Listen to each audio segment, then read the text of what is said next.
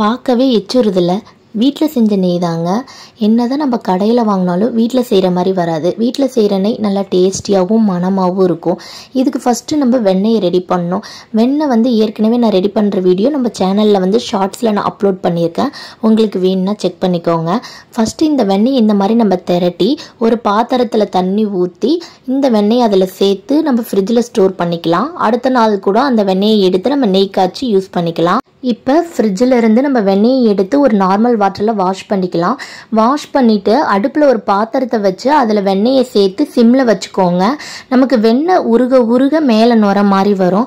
அந்த நுர அடங்கிறதுக்காக பாத்திரத்தை எடுத்து ஒரு கலக்கி விட்டால் அந்த நுரையெல்லாம் நமக்கு அடங்கிடும்.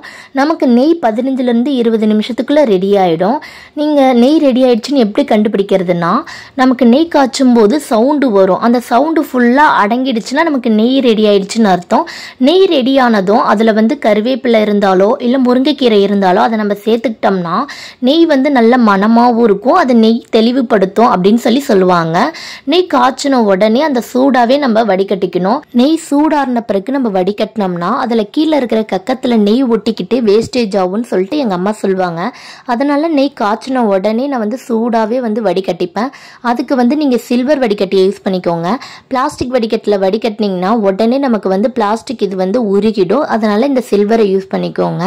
கீழே பாருங்க, நமக்கு கக்கமே இல்லை. அதுக்கு காரணம் என்ன தெரியுமா?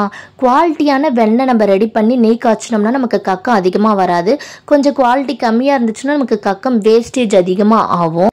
இந்த வீடியோ உங்களுக்கு யூஸ்ஃபுல்லாக இருந்தால் லைக் பண்ணுங்கள், ஷேர் பண்ணுங்கள். பக்கத்தில் இருக்கிற பெல் ஐக்கனை கிளிக் பண்ணிங்கன்னா நான் போடுற வீடியோஸ் உங்களுக்கு நோட்டிஃபிகேஷனாக வரும். சப்ஸ்கிரைப் பண்ணலைன்னா சப்ஸ்கிரைப் பண்ணிக்கோங்க. தேங்க்யூ ஃபார் வாட்சிங்.